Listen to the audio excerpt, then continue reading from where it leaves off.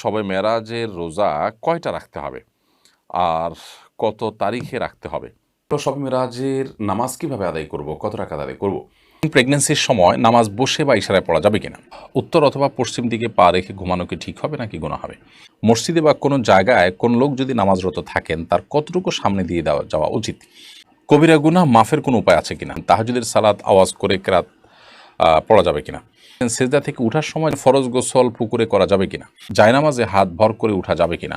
4 রাকাত ফরজে দ্বিতীয় বৈঠকে ভুলে বা এমনি দুরূদ পড়লে কি সাউ সেজদা দেওয়া লাগবে? ফরজ গোসল হয়ে গেলে কি সাথে সাথে গোসল করা আবশ্যক নাকি বিলম্বের সুযোগ আছে? মৃত্যুর পর দুনিয়ার মানুষের কথা কি মনে পড়ে? চলুন তাহলে আর বিলম্ব না করে আমরা মূল পর্বে প্রবেশ করি এবং আপনাদের যে সমস্ত প্রশ্ন আমাদের কাছে ইতিমধ্যে চলে এসেছে সেগুলোর উত্তর আমরা দেওয়ার চেষ্টা করি। পিঙ্কি আক্তার আপনি লিখেছেন, মৃত্যুর পর দুনিয়ার মানুষের কথা কি মনে পড়ে? দেখুন, মৃত্যু পরবর্তী জগৎটিকে বলা হয় আলামুল গায়েব বা অদৃশ্যের জগৎ। সেই জগতে আমাদের অবস্থা কেমন হয়, কীরকম হবে, সে বিষয়ে কোরআন এবং হাদিসের বর্ণনার বাইরে আমরা ধারণা করে কিছুই বলতে পারি না। কোরআন হাদিসে কোথাও মানুষের মৃত্যুর পর নিজের দুনিয়ার কথা মনে পড়া বলতে বিভিন্ন আপনার স্মৃতি মনে পড়া, এরকম কোনো কথা, এরকম কোনো বিষয় হয় মৃত ব্যক্তির, সেরকম কথা কোরআন হাদিস থেকে জানা যায় না। বরং কোরআন হাদিসের যে বিবরণ এ সম্পর্কে পাওয়া যায় সেগুলো দেখলে বোঝা যায় যে একজন মৃত মানুষ তার যে অবস্থা শুরু হয়। হাদিসে আসছে মান মাতা ফাকাত কিয়ামাত কিয়ামাতুহু, যে ব্যক্তি মারা গেলেন তার কিয়ামত শুরু হয়ে যায়। তো এরকম একটা পরিস্থিতিতে মানুষ পেছনের বিভিন্ন স্মৃতি চারণ করবে, তার বিভিন্ন স্মৃতি মনে পড়বে, সেটাকে তিনি স্মরণ করবেন। এরকম স্বাভাবিক কোনো অবস্থায় মানুষ থাকে না আসলে। যার কারণে মানুষ উদ্ভূত পরিস্থিতি নিয়েই খুব কষ্টে থাকেন। হ্যাঁ, যারা জান্নাতি তাদের কথা ভিন্ন, যে তারা জান্নাতের নেয়ামত ভোগ করতে থাকেন। যেহেতু মৃত্যুর পর কিয়ামত কায়েম হওয়া পর্যন্ত শুধুমাত্র জান্নাতের নেয়ামত ভোগ করাই তাদের একমাত্র কাজ থাকে, এবং সেটি পরিপূর্ণ জীবিত স্বাভাবিক মানুষের মতো যে থাকে তা নয়, শুধুমাত্র জান্নাতের নেয়ামত ভোগ করার মতো একটা বিশেষ হায়াত তাদেরকে দেওয়া হয়, জাস্ট এইটুকু। অতএব এর বাইরে তাদের দুনিয়ার কথা মনে পড়ে, স্মরণ করেন, বা পেছনের কথাগুলোকে স্মরণ করে তারা তাদের ভালো লাগা মন্দ লাগা কাজ করে, এরকম কোনো কথা কোরআন হাদিস দ্বারা আমরা জানি না। বিধায় আলমুল গায়েবের দৃশ্যগুলোকে বা সেখানকার চিত্রগুলোকে আমরা ধারণা করে বলতে পারি না। এটি আল্লাহর উপরে ন্যস্ত করবো, আল্লাহ তাআলা ভালো জানেন। এরপর মিস তানিয়া প্রধান আপনি লিখেছেন, মাসিক ভালো হওয়ার পর নামাজ শুরু করার পর যদি আবার প্রস্রাব করার পর 1-2 ফোঁটা বের হয়, তখন কোমর পর্যন্ত ধুলেই হবে নাকি গোসল করতে হবে? দেখুন, মাসিক যদি যথাযথভাবে ভালো হয়ে যায়, আপনার যে সময় ভালো হওয়ার কথা সে সময় ভালো হয়ে গেছে, যেদিন ভালো হওয়ার কথা সেদিন ভালো হয়ে গেছে, এর বেশি আপনার হয় না নর্মালি। এরপরে আবার কখনো বের হয়ে গেছে, প্রতি মাসে আপনার 6 দিন হয়, 7 দিন হয়, 8 দিন হয়, একটা অভ্যাস আছে। সে অভ্যাসের সময়টা পার হয়ে যাওয়ার পরে যদি বের হয় তাহলে এটা অসুস্থতা, অতএব এটুকু ধুয়ে ফেললেই হয়ে যাবে। আর যদি দিনের হিসাব করেন যে 7 দিন হয়, 7ম দিনে সকাল থেকে দেখা যাচ্ছে না আপনি নামাজ শুরু করেছেন, হঠাৎ করে আবার দেখা গেছে, তাহলে সেক্ষেত্রে সেটা মাসিক হিসাবে গণ্য হবে, এবং সেটাকে আপনি পাক সাফ করে যথাযথভাবে গোসল করে আপনি আবার নামাজ পড়তে হবে, যদি সেটি নির্গত হয় এবং যদি সেটা মাসিক নিশ্চিত হয়। আমাতুল্লাহ মোশরেফা আপনি লিখেছেন, বিয়ের জন্য অনেকে ছবি চায়, যদি বিয়ে না হয় তাহলে কি ছবিগুলো থাকলে গুনাহ হবে? বিয়ের জন্য যদি কেউ ছবি চায় তাহলে সেক্ষেত্রে লোকটা কতটা অথেন্টিক, তার ভিতরে তাকওয়া কতটা আছে, তিনি হালাল হারাম কতটা বুঝেন এবং কতটা আল্লাহর ভয় আছে, তিনি এই ছবিটা নির্দিষ্ট সময়ের পর যদি বিয়ে না হয় তাহলে সেক্ষেত্রে ডিলেট করে ফেলবেন এবং কতটা, এই বিষয়গুলো নিশ্চিত হয়ে তারপর তাকে ছবি দেওয়া উচিত, অথবা বিশেষভাবে তাকে বলে দেওয়া উচিত, এবং তিনি যেটা করেন সে বিষয়ে তাকে রিকোয়েস্ট করা উচিত।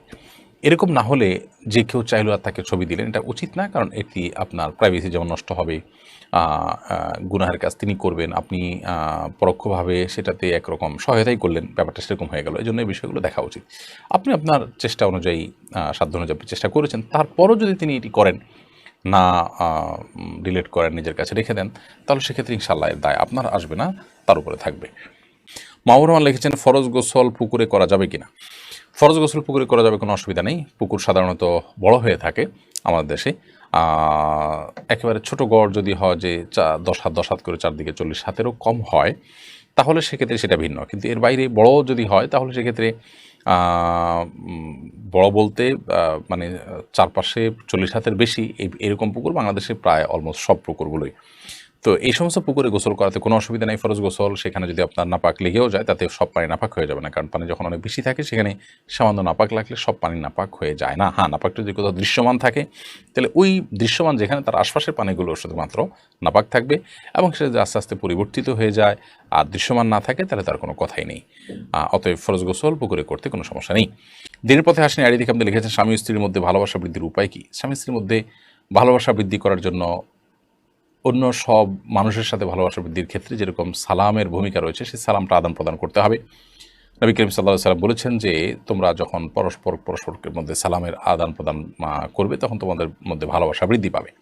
সেই সাথে তিনি হাদিয়া প্রদান করার কথা বলেছেন, উপহার আদান প্রদান করা। অনেক সময় স্বামীরা স্ত্রীদেরকে শুধু দেন, স্ত্রী স্বামীকে সারপ্রাইজ দেওয়া, স্বামীকে বিভিন্ন ক্ষেত্রে খুশি হওয়ার মতো কোনো কিছু পেশ করা তার জন্য। তো এরকম বিভিন্নভাবে উপহারের আদান প্রদান, এটাও পারস্পরিক ভালোবাসা সৃষ্টির ক্ষেত্রে বিশেষ ভূমিকা রাখে। এপি আনোয়ার এটি থেকে আপনি লিখেছেন, 4 রাকাত ফরজে দ্বিতীয় বৈঠকে ভুলে বা এমনি দুরূদ পড়লে কি সাউ সেজদা দেওয়া লাগবে? দেখুন, 4 রাকাত ফরজ নামাজের দ্বিতীয় বৈঠকে যদি ভুলে আপনি দুরূদ পড়ে ফেলেন তাহলে সেক্ষেত্রে হানাফি মাযহাব অনুযায়ী আপনাকে সেজদায়ে সাহু দিতে হবে। কারণ দ্বিতীয় বৈঠকে আত্মাহিয়াতু পড়ার পর বিভিন্ন হাদিস থেকে আমরা জানতে পারি যে দ্রুততার সাথে দাঁড়িয়ে যেতে বলা হয়েছে এবং বিলম্ব করতে নিষেধ করা হয়েছে। সেই সাথে আপনি নবী সাল্লাল্লাহু আলাইহি ওয়াসাল্লামের প্রতি দুরূদ পাঠ করেছেন, এটা তো ভুলে পড়েছেন, এটা তো শেষ রাকাত শেষ বৈঠক মনে করে আপনি এটা পড়েছেন, তো অথচ এটা শেষ বৈঠক নয়। এসব কারণে সিজদায়ে সাহু দেওয়ার কথা ওলামা আহনাফ বলে থাকেন, যদিও হাম্বলী মাযহাব ওলামা ইকরাম, সৌদি আরব ওলামা ইকরাম তারা বলেন যে না, দুরূদ শরীফ যদি পড়ে ফেলে তার কারণে সিজদায়ে সাহু বর্তাবে না। এটি সৌদি আরব ওলামা ইকরাম বা হাম্বলী মাযহাবের ওলামাদের মত। শেখ সোহাইব আপনি লিখেছেন, ফরজ গোসল হয়ে গেলে কি সাথে সাথে গোসল করা আবশ্যক নাকি বিলম্বের সুযোগ আছে? গোসল ফরজ হয়ে গেলে সাথে সাথে গোসল করা উত্তম যদি সে সুযোগ থাকে, তবে বিলম্ব করার সুযোগ আছে যদি গোসল ফরজ হওয়ার পর পরবর্তী যে নামাজের ওয়াক্ত, সেই নামাজের ওয়াক্ত বা যদি তার উপরে কোনো নামাজ বর্তায়, তাহলে এই নামাজের ওয়াক্ত শেষ হওয়ার আগ পর্যন্ত তিনি বিলম্ব করতে চান, তাহলে শেষ মুহূর্তে বা ওয়াক্ত শেষ হওয়ার আগে আগে গোসল করে নামাজ পড়ে ফেললেন, এতটুকু বিলম্ব করা জায়েজ আছে। তবে এক্ষেত্রেও গোসল ফরজ হয়ে গেলে যদি লম্বা সময় তিনি বিলম্ব করতে চান, এশার পরে গোসল ফরজ হয়ে গেল, ফজর আগ পর্যন্ত তিনি সুযোগ পাবেন গোসল করার, তাহলে সেক্ষেত্রে এই সময়টা তিনি গোসল না করে শেষের দিকে একসাথে ফজর ওয়াক্ত হলে তখন গোসল করতে চান, তাহলে অজু করে ঘুমানো বা অন্যান্য কাজ করাটা সুন্নাহ, এটা উত্তম। কিন্তু যদি কোনো কারণে ওযু নাও করেন তাতে তিনি কবিরা গুনাহ করেছেন ব্যাপারটা এরকম না, সুন্নাতও করেছেন, এটুকু বলা যাবে। রিফাত মাহমুদ লিখেছেন, তাহাজ্জুদের সালাত আওয়াজ করে কেরাত পড়া যাবে কিনা? তাহাজ্জুদের সালাতে আপনি রাতে আওয়াজ করে কেরাত পড়তে পারেন, যেহেতু রাতের নামাজ আপনি আওয়াজ করে কেরাত পড়তে পারবেন। দিনের নামাজ হলে সেটা নীরবে পড়বেন, আর রাতের নামাজ আপনি অবশ্যই আওয়াজ করে পড়তে পারেন।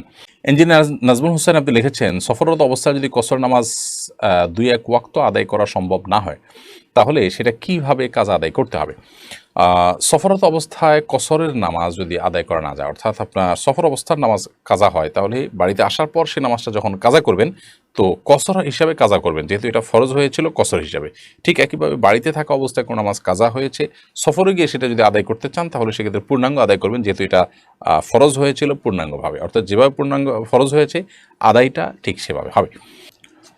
কবিরা গুনাহ মাফের কোনো উপায় আছে কিনা? হ্যাঁ, কবিরা গুনাহ মাফের উপায় তো অবশ্যই আছে। কবিরা গুনাহ মাফের জন্য আপনি আল্লাহ তাআলার কাছে ক্ষমা চাইবেন, এটাই হলো এর উপায়, এবং ইস্তিগফার করবেন এবং তওবা করবেন। আপনি যে অন্যায় করেছেন তার জন্য লজ্জিত অনুতপ্ত হয়ে ভবিষ্যতে যেন আর না হয় সেজন্য সংকল্প করবেন, এটাই হলো কবিরা গুনাহ মাফের উপায়, এবং সেই গুনাহ থেকে সরে আসবেন, আর কখনো না করার সংকল্প করবেন, যেটুকু হয়েছে তার জন্য লজ্জিত অনুতপ্ত থাকবেন, আল্লাহর কাছে ক্ষমা চাইতে থাকবেন, ইনশাআল্লাহ বিদিনিল্লাহ আল্লাহ তাআলা অবশ্যই সকল গুনাহ মাফ করবেন। এভাবে কাউসার আহমেদ আপনি লিখেছেন, আমার পরিবার, আমার মা, স্ত্রী সবাই বসে সালাত আদায় করে, মেয়েদের জন্য কি বসে সালাত আদায় করার সুযোগ আছে, এটা কি সত্য? না, মেয়েদের জন্য মেয়ে হলেই বসে নামাজ পড়া যাবে এটা এরকম না, এর সাথে মেয়ে বা ছেলের সম্পর্ক নাই, বরং বসে নামাজ পড়ার সাথে সক্ষমতা এবং অসক্ষমতার সম্পর্ক, অর্থাৎ কেউ যদি দাঁড়িয়ে নামাজ পড়তে না পারেন তাহলে তিনি বসে নামাজ পড়বেন।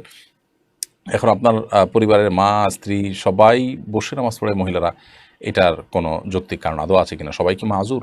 সবাই কি এরকম যে দাঁড়িয়ে নামাজ পড়তে পারেন না? এরকম শারীরিক অসুস্থ আছে কিনা, যদি না থাকে তাহলে সেক্ষেত্রে তাদের জন্য এটা জায়েজ নাই। হ্যাঁ, নফল নামাজ বা সুন্নত নামাজ যদি হয় তাহলে পুরুষ মহিলা সবাই চাইলে বসে নামাজ পড়তে পারেন, তবে দাঁড়িয়ে পড়লে সব অবশ্যই বেশি হবে। আর ফরজ নামাজের ক্ষেত্রে যদি ইচ্ছাকৃত বসে নামাজ পড়েন শারীরিক সক্ষমতা থাকা সত্ত্বেও, তাহলে অবশ্যই গুনাহ হবে, নামাজ হবে না। কামরুন্নাহার কেয়া লিখেছেন, স্বামী তার মায়ের কথা স্ত্রীকে অন্যায়ভাবে মারে সবসময়, কোনো এক সময় কি রাগে স্ত্রীও পাল্টা মাইর দিতে পারে? বোন, রাগে আপনি কোনো অন্যায় মানে অন্য কোনো কাজ করে ফেলেছেন, তিনি আপনার প্রতি অন্যায় করছেন, আপনিও রাগের মাথায় অন্যায় করেছেন, তো আপনি তো তার মতোই হয়ে গেলেন, তাই না? তো অবশ্যই এটি করাটা কাম্য নয় বা এটা করা যাবে না। হ্যাঁ, রাগের মাথায় যদি হয়ে যায় তাহলে সেক্ষেত্রে সেটার জন্য প্রায়শ্চিত্ত করা উচিত, লজ্জিত অনুতপ্ত হওয়া উচিত, তওবা করা উচিত, ভবিষ্যতে যেন না হয়। এখন কথা হলো তিনি মারতে থাকেন, আমি কি করব? আমি আত্মরক্ষা করার চেষ্টা করব।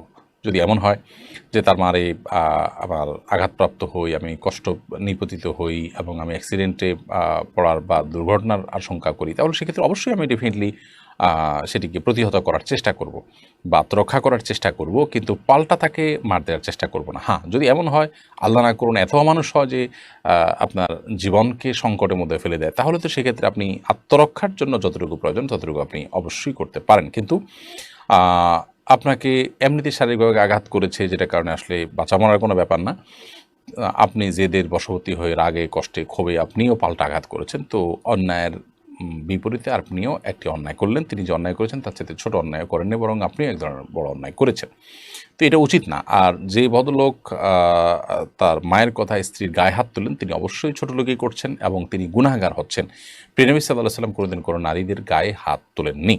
তার একাধিক স্ত্রী ছিলেন এবং বিভিন্ন বিষয়ে মনোমালিন্য হয়েছে, কিন্তু কখনও তাদের গায়ে হাত তোলেননি এবং তিনি এ ব্যাপারে নিরুৎসাহিতও করতেন। অতএব একজন ইমানদার হিসাবে মায়ের কথা, বিশেষ করে স্ত্রীর প্রতি অন্যায় করা, অবিচার করা, এটা গুনাহের কথা। আল্লাহ সুবহানাহু ওয়া তাআলা বলেছেন, ওয়াশিরুহুন্না বিল মারুফ, তোমরা তোমাদের স্ত্রীদের সাথে সুন্দরভাবে দিনাতিপাত করবে এবং জীবন যাপন করবে, বিধায় জুলুম কোনো অবস্থাতে গ্রহণযোগ্য নয়। আপনি সবর করুন বোন, এই সমস্যা আপনার চিরকাল থাকবে না ইনশাআল্লাহ। সংসার ভারী হবে, একটা সময় সন্তান সন্ততি বড় হবে, আপনার সমস্যার সমাধানের পথ আপনি খুঁজে পাবেন। আল্লাহ আপনাকে সবর তৌফিক দান করুন এবং আপনার স্বামীকে আল্লাহ তাআলা হেদায়েত দান করুন। এরপরে সাজ্জাদ সালেহ আপনি লিখেছেন, মসজিদে বা কোনো জায়গায় কোন লোক যদি নামাজরত থাকেন, তার কতটুকু সামনে দিয়ে যাওয়া উচিত? মসজিদ বা কোনো জায়গায় যদি কোনো লোক নামাজরত থাকেন, নামাজ অবস্থায় থাকেন, তাহলে সেক্ষেত্রে তার 2 কাতার 3 কাতার সামনে দিয়ে, 3 কাতারের পর থেকে তো যেতেই পারবেন। অনেক উলামায়ে মতে 1 কাতার পর, তার সিজদার জায়গার পর থেকে আপনি যেতে পারেন, কারণ তার সিজদার জায়গার এরিয়ার মধ্যে গেলে তার নামাজের মনোযোগটাকে নষ্ট করবে, কিন্তু এর বাইরে দিয়ে গেলে তার মনোযোগ নষ্ট করার কথা নয়। তো এই মতটি রয়েছে, তবে এর বাইরে আরেক অন্যান্য ওলামাদের মত হলো 3 কাতার। এই মতটাও বেশ স্ট্রং যে তিনি যে কাতারে পড়ছেন আরও 2টা কাতারের বাইরের অংশ দিয়ে তিনি চাইলে হাঁটতে পারেন। মমিতা জাহান লিখেছেন, মৃত ব্যক্তি যে ঘরে মারা যায়, ওই ঘরে সারা রাত বাতি দিয়ে কেউ না কেউ থাকতে হবে, 40 দিন সেই ঘরে খালি রাখতে নেই। এই কথাটা কতটুকু সত্য? এটা সম্পূর্ণ ভুল কথা এবং এ জাতীয় অনেক বিষয় হিন্দুদের অনেক ধর্ম বিশ্বাস থেকে আমাদের মধ্যে এসেছে, সে বিষয়ে আমাদেরকে সতর্ক থাকতে হবে। হুমায়রা মাসুদ আপনি লিখেছেন, আমার স্বামী একজন সরকারি চাকরিজীবী, চাকরির শেষে সে যে পেনশন পাবে সেটা নেওয়া জায়েজ হবে কিনা? অবশ্যই মানে সরকারি চাকরি যে পেনশনের টাকা গ্রহণ করতে পারেন, এতে কোনো অসুবিধা নেই। শিবন নাসরিন লিখেছেন, মহিলারা কি রাতে নামাজগুলো একটু আওয়াজ করে পড়তে পারবে, বেশি জোরে না, নিজে শুনতে পায় এরকম? হ্যাঁ, নিজে শুনতে পায় এরকম করে করতে পারেন, অসুবিধা নেই। নাদিয়া সুলতান আপনি লিখেছেন, সেজদা থেকে উঠার সময় জায়নামাজে হাত ভর করে উঠা যাবে কিনা? সেজদা থেকে উঠার সময় আপনার মাটিতে বা জায়নামাজে ভর করে না উঠে যতটুকু সম্ভব আপনার সরাসরি ওঠা উচিত। যদিও নবী করিম সাল্লাল্লাহু আলাইহি সাল্লাম মাটিতে ভর করে ওঠার কথা বর্ণিত আছে, কিন্তু সেটার ব্যাপারে অনেক মুহাদ্দিসদেরই ব্যাখ্যা হলো যে নবী সাল্লাল্লাহু আলাইহি সাল্লামের শারীরিক অসুস্থতার কারণে এটা কখনো কখনো তিনি করেছেন। অতএব কারোর শরীরে অসুস্থতা বোধ করলে তিনি এটা করতে পারেন, কোনো অসুবিধা নেই। বাট সুস্থ স্বাভাবিক অবস্থাতে তার এরকম না করে বরং হাঁটুতে ভর করে তারপর দাঁড়ানো উচিত। এরপরে খুকুমনি আপনি লিখেছেন, রাস্তাঘাটে অনেকে সাহায্য চায়, টাকা চায়, এক্ষেত্রে কাদের সাহায্য করা উচিত আর কাদের সাহায্য করা উচিত নয়? যদি আপনার কাছে মনে হয় যে লোকটা ফ্রড বা প্রতারক বা তার আসল অনেক আছে, তিনি ভনিতা করছেন, তাহলে সেক্ষেত্রে আপনি তাকে সাহায্য করবেন না। আর যদি আপনার মনে হয় সেরকম না, তাহলে সাহায্য করতে পারেন। এমনকি প্রতারক কিনা আপনি জানেন না, আপনি সুধারণা করে সাহায্য করেন, ইনশাআল্লাহ বিদিল্লাহ সে প্রতারক হলেও আপনি আল্লাহর কাছে গুনাহগার তো হবেই না, বরং সওয়াব পাবেন, যেহেতু আপনি তার প্রতি সুধারণা করে দিয়েছেন। আব্দুর রাজাক লিখেছেন, অজু ছাড়া শুধু শুয়ে কোরআন মুখস্থ পড়া যাবে কিনা? শুয়ে শুয়ে কোরআন মুখস্থ পড়তে পারে না, সুবিধা নেই, গুনাহ হবে না। নবী সাল্লাল্লাহু আলাইহি ওয়াসাল্লাম ওমর রাদিয়াল্লাহু আনহু গায়ে হেলান দিয়ে কোরআন তেলাওয়াত করেছেন। এমনি আব্দুল হাকিম লিখেছেন, ঘুমের সময় কপালে হাত দিয়ে ঘুমালে নাকি সমস্যা হয়, এটা সম্পর্কে জানতে চাই সে। না, ঘুমের সময় কপালে হাত দিয়ে ঘুমালে কোনো সমস্যা হয় এরকম কোনো কথা সঠিক নয়। আমরা অনেকে মনে করি যে কপালে হাত দিয়ে ঘুমালে বোধহয় তার দুঃখ দুর্গতি আসে ইত্যাদি ইত্যাদি, এগুলো আমাদের নিছক ধারণা এবং ধারণা প্রসূত কথা, এগুলোর কোনো ভিত্তি কোনো হাদিস দ্বারায় প্রমাণিত নয়। বিধায় মাথায় বা কপালে কেউ হাত দিয়ে যদি ঘুমাতে চান সেটি তার জন্য জায়েজ, এটি নাজায়েজ বা নিষিদ্ধ কোনো বিষয় নয়। এরপরে বিনা সুলতান আপনি লিখেছেন, উত্তর অথবা পশ্চিম দিকে পা রেখে ঘুমানো কি ঠিক হবে নাকি গুনাহ হবে? দেখুন, উত্তর অথবা পশ্চিম কোনো দিকে পা রেখে ঘুমানোর ব্যাপারে কোরআন এবং হাদিসে পরিষ্কার কোনো নিষেধাজ্ঞা নেই। উত্তর দিকে তো নাই, পশ্চিম দিকে বা কেবলার দিকে পা রেখে ঘুমানোর ব্যাপারেও কোনো পরিষ্কার নিষেধাজ্ঞা কোরআন হাদিসে কোথাও পাওয়া যায় না।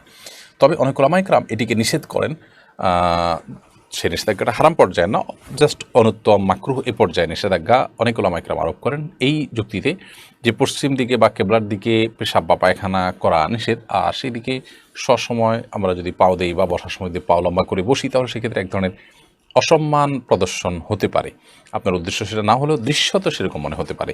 আমরা কোনো সময় তো ব্যক্তির দিকে পা দিয়ে বসি না সাধারণত, সেই জায়গা থেকে অনেকে এটিকে নিষেধ করেন। তবে কোরআন হাদিসে পরিষ্কারভাবে কেবলার দিকে পা দেওয়ার পরে কোনো নিষেধাজ্ঞা নেই। যদি কেউ সেদিকে পা দিয়ে ঘুমান বা বসেন তাহলে সেক্ষেত্রে কোরআন হাদিসের খেলাফ করেছেন এমনটি বলা যাবে না।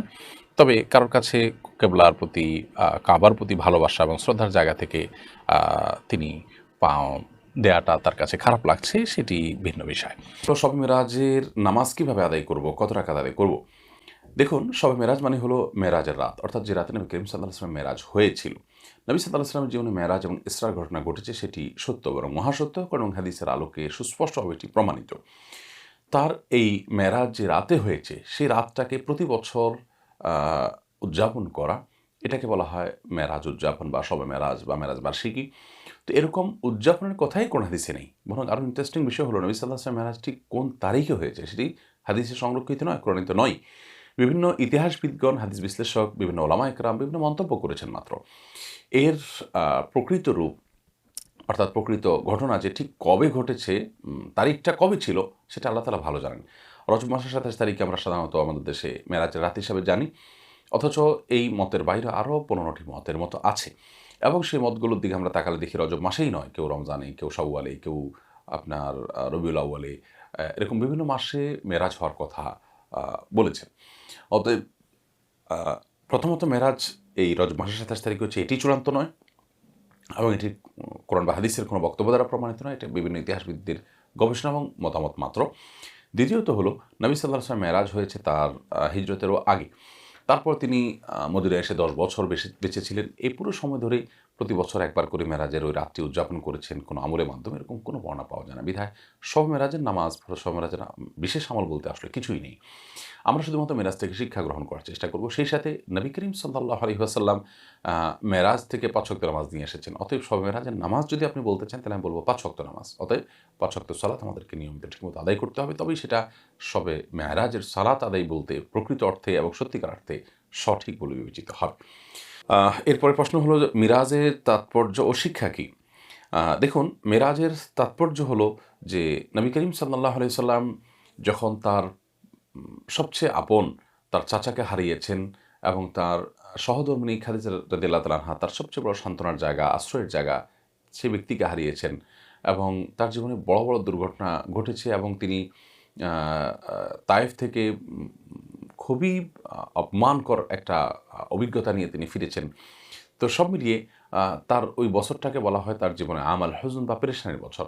নবী করিম সাল্লাল্লাহু আলাইহি ওয়াসাল্লাম সেই পেরেশানির বছরের এই কষ্ট লাঘবের জন্য আল্লাহ রাব্বুল আলামিন তাকে মেরাজে ডেকে নিয়ে গেলেন এবং জিবরিল তাকে প্রথমে বাইতুল মাকদিস এবং সেখান থেকে সপ্ত আকাশ ভেদ করে আল্লাহ তাআলার সাথে সাক্ষাৎ, জান্নাত জাহান্নাম দর্শন করিয়ে আবার তাকে দুনিয়াতে পাঠিয়ে দিলেন। এই যে বিষয়গুলো ঘটেছে, এই বিষয়গুলো ঘটেছে মূলত নবী করিম সাল্লাল্লাহু আলাইহি ওয়াসাল্লামকে সান্ত্বনা দেওয়ার জন্য। সেই সাথে আল্লাহ তাআলা ৫ ওয়াক্ত সালাতের গুরুত্বপূর্ণ বিধান সেখানে দিয়েছেন, নবীদের সাথে সাক্ষাৎ হয়েছে। এই মেরাজের সবচেয়ে বড় শিক্ষা তো এটি যে আল্লাহ রাব্বুল আলামিন দ্বারা অসম্ভব বলতে কিছুই নেই। আর যখনই মানুষ পেরেশান থাকে, মানুষ যখন টেনশন থাকে, মানুষ যখন বিপর্যস্ত থাকে, বিপদগ্রস্ত থাকে, মানসিকভাবে ভেঙে পড়ে, তখন আল্লাহ রাব্বুল আলামিন মানুষকে বিভিন্নভাবে সেটি লাঘব করে দেন। নবী সাল্লাল্লাহু আলাইহি ওয়াসাল্লামের ক্ষেত্রেও তাই হয়েছে। ইন্না মা'আল উসরি ইউসরা, যখনই পেরেশান হবে আমাদের, আমরা পেরেশানি দেখব, তখনই আমরা চিন্তা করব যে আল্লাহ তাআলা নিশ্চয়ই এটি বিপরীতে আমাকে কোনো না কোনো সান্ত্বনা দিবেন, এবং সেটি আসে মানুষের জীবনে। নবী সাল্লাল্লাহু আলাইহি ওয়াসাল্লামের জীবনেও তাই এসেছে। এর পাশাপাশি মেরাজ থেকে তিনি আমাদের জন্য ৫ ওয়াক্ত সালাত নিয়ে এসেছেন। এটা এত গুরুত্বপূর্ণ যে আল্লাহ তাআলা তাকে, নবী সাল্লাল্লাহু আলাইহি ওয়াসাল্লামকে কাছে ডেকে নিয়ে তারপরে সরাসরি নির্দেশ দিয়েছেন, কোনো জিবরিলের মাধ্যমে দেননি। সেই সাথে তিনি জান্নাতে কিছু, কিছু সাহাবী আগে চলে যাওয়ার সংবাদ তিনি শুনতে পেরেছেন। কিভাবে গিয়েছেন তারা? কিছু আমলের মাধ্যমে। যেমন তাহিয়াতুল ওযু নামাজের মাধ্যমে বেলাল রাদিয়াল্লাহু তাআলা আগে জান্নাতে তার পায়ের আওয়াজ তিনি শুনতে পেয়েছেন। ঠিক একইভাবে কিছু অপরাধ, কিছু গুনাহের শাস্তি তিনি জাহান্নামের মক শাস্তি তিনি দেখেছেন। ফেরেশতারা তাকে দেখিয়েছেন। তো সেগুলোর মাধ্যমে সে সমস্ত অপরাধের ভয়াবহতা, মানুষকে নসিহত করে নিজে আমল না করা, সুদের কারবারে জড়িত হওয়া, জিনা ব্যভিচারে লিপ্ত হওয়া, গীবত শিকায়াত করা, এগুলো কত ভয়াবহ, এগুলোর শাস্তি আল্লাহ তাআলা তাকে দেখিয়েছেন। তো সেই শিক্ষাগুলো আমরা গ্রহণ করব মেরাজ থেকে। আল্লাহ তাআলা আমাদেরকে তৌফিক দান করুন। শবে মেরাজের রোজা কয়টা রাখতে হবে আর কত তারিখে রাখতে হবে বলবেন দয়া করে।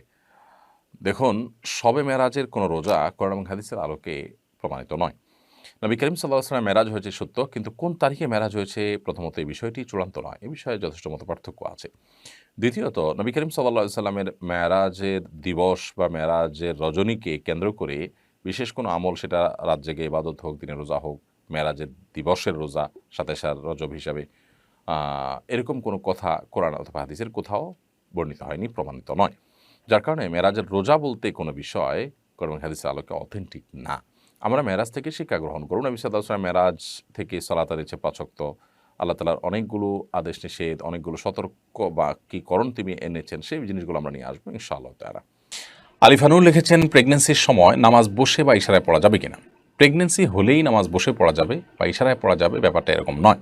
তবে প্রেগন্যান্সির সময় অনেক মা বোনরা এত বেশি অসুস্থ হয়ে পড়েন যে তাদেরকে বিছানায় শুয়ে পড়তে হয়, অথবা অনেকে আছেন যে শেষের দিকে এসে দাঁড়িয়ে নামাজ পড়াটা তাদের জন্য কঠিন হয়, শরীর ভার হয়ে যায়, তাদের শারীরিক দুর্বলতার কারণে বা স্থূলতার কারণে, নানা কারণে তারা দাঁড়িয়ে নামাজ পড়লে রুকু সিজদা করে স্বাভাবিকভাবে নামাজ পড়তে গেলে পড়ে যাওয়ার আশঙ্কা থাকে। এরকম আশঙ্কা যদি জোরালো হয়, প্রবল হয়, তাহলে সেক্ষেত্রে তিনি বসে নামাজ পড়তে পারেন। বসে নামাজ পড়ার ক্ষমতা না থাকলে তিনি শুয়ে অবশ্যই নামাজ পড়তে পারেন। কিন্তু এটা হলো যদি সেরকম পরিস্থিতি তৈরি হয়, কারোর প্রেগনেন্সি হলেই সামান্য ঠুনকো অজুহাতেই তিনি বসে নামাজ পড়া শুরু করবেন, ব্যাপারটা সেরকম নয়। মালিহা নুসরাত চাঁদনী আইদিকে আপনি লিখেছেন, একজন ব্যক্তি আমাকে নিয়ে এমন কিছু কথা বলেছে যার কোনো সত্যতা নেই। আমি ওনাকে ক্ষমা করে দিয়েছি, কিন্তু আমি ওনার সাথে সালাম দেওয়া পর্যন্ত কথা সীমিত রাখতে চাই। তাতে কি কোনো গুনাহ হবে? উনি আমার খুব কাছেরও না, আবার খুব দূরেরও না। দেখুন, আপনাকে নিয়ে যদি কেউ মিথ্যা কথা বলেন, তাহলে সেক্ষেত্রে আপনি তাকে ক্ষমা করে দিয়ে খুব ভালো কাজ করেছেন, সন্দেহাতীতভাবে সওয়াবের কাজ করেছেন। আল্লাহ সুবহানাহু ওয়া তাআলা বলেছেন, ওয়ান তা'ফু হুয়া আকরাবু লিত-তাকওয়া, যদি মাফ করে দাও এটা তাকওয়ার খুব কাছাকাছি। খুব ভালো কাজ আপনি করেছেন। এর পাশাপাশি আপনি যেটি জানতে চেয়েছেন যে আপনি তাকে সালাম দেওয়া পর্যন্ত কথা সীমিত রাখতে চান, শুধু সালাম দেবেন, ওকে, তাতে কোনো অসুবিধা নেই। সালাম দিলেন, তিনি জবাব দিলেন, এটুকু হলে আপনি তার সাথে কথোপকথন করেছেন বা তার সাথে সম্পর্ক ছিন্ন করেননি, সেটি বলা যাবে। তবে এরপর আস্তে আস্তে একটা সময় যেন আপনি স্বাভাবিক হতে পারেন, সেই চেষ্টা আপনার মধ্যে থাকাটা অবশ্যই ভালো। তবে সালাম দিলে আপনি তাকে আর বয়কট করেছেন এটি বলা যাবে না, বা কথা বন্ধ রেখেছেন সেটি আর বলা যাবে না, এবং আপনি দায়মুক্ত থাকবেন ইনশাআল্লাহ তাআলা। উর্মি ইসলাম আপনি এডি থেকে লিখেছেন, কারো সম্পর্কে মনে মনে কিছু বললে কি গুনাহ হবে? আমি জানি সে অন্যায় করেছে, সে অন্যায় করেছে, সেটির জন্য আপনার মনে মনে তার অন্যায়ের কথা আপনার স্মরণ হলো, বা আপনি চিন্তা করলেন সে লোকটা খারাপ, এর কারণে আপনার কোনো গুনাহ হবে না, কারণ আপনি তো কাউকে কিছু বলেন নাই। মনে মনে খারাপকে খারাপ জানা বা তার কোনো কিছু আপনার নজরে এসেছে, সেটার কারণে আপনি তার সম্পর্কে সে ধারণা মনে তৈরি হলো, এটাতে অসুবিধা নেই। কিন্তু যদি আপনার কাছে পরিষ্কার কোনো ধারণা না থাকে, বাস সন্দেহের কারণে শুধুমাত্র তাকে আপনি বাজে জ্ঞান করলেন মনে মনে, সেটা অনুচিত হবে। হাফসা বেগম এডি থেকে আপনি লিখেছেন, নামাজে সাহসেজদা দেওয়ার পর আবার কি তাশাহুদ পড়তে হবে? সেজদায় সাহু দেওয়ার দুটি পদ্ধতি ফোকাহ একরাম থেকে বর্ণিত আছে, ফোকাহ হানাফ এবং অন্য অনেক ফকিদের মতে। আপনি সেজদায় সাহু দিয়ে উঠে আবার তাশাহুদ, আত্তাহিয়াতু ইত্যাদি পড়ে, শুধু তাশাহুদ পড়ে, আত্তাহিয়াতু পড়ে, এরপর আপনি সালাম ফিরিয়ে একদিকে, তারপর সেজদা দুটি দিয়ে, তারপর উঠে আবার তাশাহুদ ইত্যাদি পড়ে, তারপরে দুদিকে সালাম ফিরাবেন। যদিও আর উলামা ইকরাম তাদের মত হলো এক্ষেত্রে সৌদি আরব ওলামা একরামের কথা বলছি, তাদের মত হলো এক্ষেত্রে যে আপনি সিজদা সাহু হলো যে আপনার সূরা আত্তাহিয়াতু দুরূদ ইত্যাদি সব কিছু পড়ার পর দুটো সিজদা দিয়ে উঠে দুই দিক সালাম ফিরে ফেলাবেন। আবার কোনো কোনো আর ওলামা একরাম দুই সময়ে দুই রকমের দুই পদ্ধতিতে সিজদা সাহু দেওয়ার কথা বলেন। তবে ফোকাহ হানাফ বা আমাদের দেশের বিষয়ক মানুষ হানাফি মাযহাবকে ফলো করেন, সেই আলোকে আপনি আত্তাহিয়াতু পড়ে একদিকে সালাম ফিরে দুটো সিজদা দিয়ে উঠে আবার আত্তাহিয়াতু দুরূদ ইত্যাদি পড়ে দুই দিকে সালাম ফিরে শেষ করবেন।